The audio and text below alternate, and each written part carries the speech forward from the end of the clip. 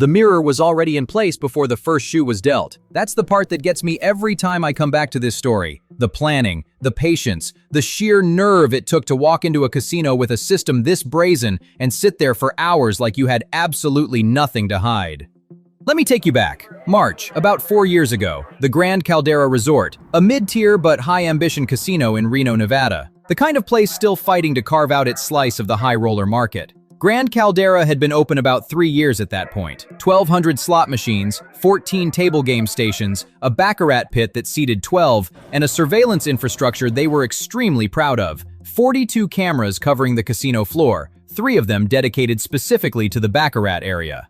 The floor manager, a sharp-eyed woman named Darlene Roth, had worked her way up from dealer to pit boss over 15 years. She thought she'd seen every angle. She hadn't seen this one. The Caruso brothers, Felix and Marco, identical twins from Sacramento, 36 years old. They'd grown up spending summers in Reno with an uncle who dealt blackjack, so they understood the mechanics of the pit from childhood. They knew how dealers moved. They knew how pit bosses positioned themselves. They knew the rhythms of a shift, when supervisors walked the floor, when attention drifted, when the eye in the sky was likely fixed on a drunk whale at the craps table making a scene. And they'd spent 3 years building a system around all of that. Here's how it worked. Felix sat at the Baccarat table as the player. He was the face, charming, relaxed, the kind of guy who made easy small talk with the dealer and tipped just enough to read as a regular. He'd been building his comp profile at Grand Caldera for about 14 months before any of this started. Free dinners, complimentary hotel rooms. He was a known quantity to the staff. Friendly Felix, they called him. Not a whale exactly, but a solid regular who brought consistent drop to the table. He had markers on file. He had a bankroll that suggested he was betting with money he could afford to lose. Marco never sat at the table, not once. Marco's role was positional. He circulated the casino floor, sometimes at the bar, sometimes watching another game, sometimes standing near the entrance like he was waiting for someone. His job was to read the shoe. Now, here's something most people don't realize about Baccarat. You can't count cards the way you would in blackjack. The edge shifts are too small, the deck composition effects too marginal. But what you can do, if you're creative enough, is read the physical characteristics of the cards themselves. The backs, the edges, tiny asymmetries in the print patterns. At Grand Caldera, they were using a specific brand of playing card with a very slight inconsistency in the way the pattern was centered on the court cards versus the number cards. Almost invisible. Almost. Marco had studied those cards for months before they ever wagered a single dollar. He'd bought decks from the same manufacturer and spent, and this detail came out later in the investigation, roughly 2,000 hours over 18 months training himself to read the backs at a distance. 2,000 hours. That is not casual. That is obsession. That is a second career. Here's where the mirror comes in, and here's where it gets genuinely clever and genuinely reckless at the same time. Marco couldn't always get a clean angle on the shoe without making it obvious, so he started bringing in a compact mirror, the kind that looks like an ordinary grooming item, angled inside the breast pocket of his jacket to catch the reflection of cards as they were drawn. He'd worked out the geometry over weeks, practiced it at home with a replica table setup. In the right position, at the right angle, with Felix sitting in the correct seat, Marco could read the value of the upcoming card 2 to 3 seconds before it was officially revealed. That's an eternity in Baccarat.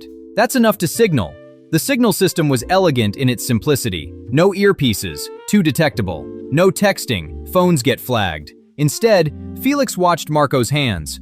A water glass touched from the right, bet the player. Touched from the left, bet the banker. Glass untouched, abstain. The read wasn't clean. They rehearsed it until it was muscle memory. For 11 sessions over 7 weeks, it worked. Felix's win-loss record was statistically impossible in retrospect, but in real time, no single session was egregious enough to trigger an alert. His biggest single session net was $42,300. His total take across those 11 visits, $217,000. $217,000 from one casino in less than 2 months using a pocket mirror and a system built on 2,000 hours of obsessive practice. Now, and I want to be straight with you here, if you're ever putting serious money on the line anywhere, vet the place yourself first. Make sure payouts don't stall and the game isn't playing you. I put the details of how I do that in the description. Here's where it unravels. Darlene Roth, 15 years on the floor and a habit she'd built of watching the perimeter of the room, not just the tables. She'd noticed Marco 3 sessions back. Not with suspicion yet, just recognition. a face that kept appearing on shift nights when Felix was playing. She hadn't connected them, hadn't run them through the system, but she'd noticed. What broke it open wasn't the mirror itself, it was the angle of the light. On a Thursday evening in late March, the casino underwent a routine lighting adjustment, new overhead fixtures installed for the poker section, and the work had shifted the ambient light distribution across part of the floor. Under the old lighting, the reflection off Marco's breast pocket mirror had been invisible. Under the new lighting, it threw a small, sharp flash against the side wall near the Baccarat pit entrance. A flash that corresponded rhythmically with each card draw. A surveillance operator named Kenny Hatch caught it. Not because he was hunting for it, because it caught his eye in the periphery while he was adjusting a camera angle. He flagged it immediately. Darlene was on the floor within 4 minutes. She walked past Marco slowly, clocked the mirror in the pocket, tilted maybe 15 degrees too far given the new light, and radioed the pit with a code word. Felix was mid-hand, up about 9,000 on the session, when 2 security personnel materialized on either side of him. No visible rush, no drama. That's the thing about a professional casino security response. It looks like hospitality until it doesn't. Felix was asked to step away from the table. Marco was stopped at the exit. Both of them were held in a windowless room on the second floor for close to 3 hours while the surveillance team went back through the footage. Not just recent footage, 3 months of footage. The eye in the sky is patient in a way that humans rarely are. It doesn't get tired. It doesn't forget a face. It just records and waits for someone to give it a reason to look. What they found was a timeline of coordination so precise that the Gaming Commission investigator who reviewed the case later described it as, direct quote, "the most technically disciplined signaling scheme we've encountered in this region in over a decade." If you want to understand the surveillance side of this, how casinos actually build those detection systems, and what triggers a real investigation, there's a full breakdown on this channel worth watching before you go. Felix and Marco were formally barred from Grand Caldera that night. Their player accounts were frozen. The $217,000 became the subject of a civil recovery action. The mirror, a $12 compact from a drugstore in Sacramento, was retained as evidence.